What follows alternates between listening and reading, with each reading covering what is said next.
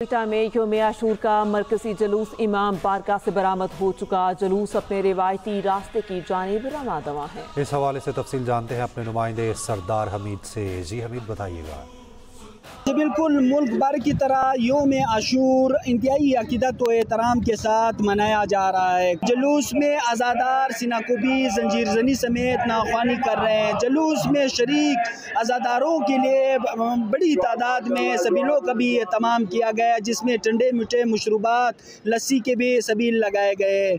जुलूस की अगर सिक्योरिटी की बात की जाए तो सिक्योरिटी के इंतहाई सख्त इंतजाम किए गए। जुलूस में मुजमई तौर पर 36 के करीब मातमी दस्ते शरीक है। जुलूस जो है अपनी रवायती रास्तों से होता हुआ बाद मगरिब जो है इख्तिताम पजीर होगा। सिक्योरिटी की अगर बात की जाए तो सिक्योरिटी के इंतहाई सख्त इंतजाम किए गए। अब से कुछ देर कबल डिप्टी कमिश्नर कोयटा अमीरुल्लाह बादिनी ने मीडिया से बातचीत करते हुए बताया कि 8000 के करीब सिक्योरिटी के जो एहलकार है वो जुलूस के सिक्योरिटी पर मामूर है। इसके साथ साथ ये भी बताया कि सफाई के भी बेहतर इंतजाम किए गए जुलूस के रूट में। सरदार हमीद, आपका बहुत शुक्रिया।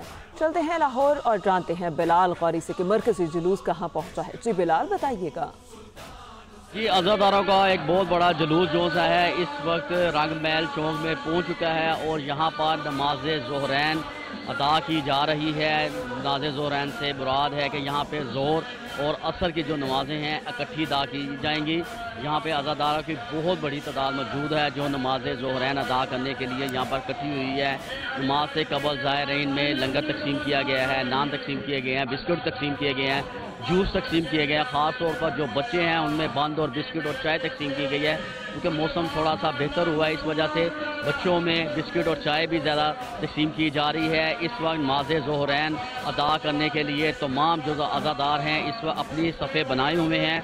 थोड़ी देर में नमाज ज़ोहरैन अदा कर दी जाएगी। जुलूस के रास्तों पर सबीलें लगाई गई हैं, जूस की सबील लगाई गई है, पानी की लगाई गई हैं और मुख्तलिफ अक़साम के लंगर भी तकसीम किए जा रहे हैं। इस वक्त रंगमहल चौक में नमाज ज़ोहरैन अदा की जा रही है और सिक्योरिटी के भी सख्त इंतजाम किए गए हैं। मुल्क भर की तरह कराची में भी यौम आशूर पर नजरो न्याज का सिलसिला उरूज पर है। मशरूबात और पानी की सबीलें भी लगाई गई हैं। इस पर मजीद बात कर लेते हैं काशिफ हुसैन से। जी काशिफ, बताइएगा।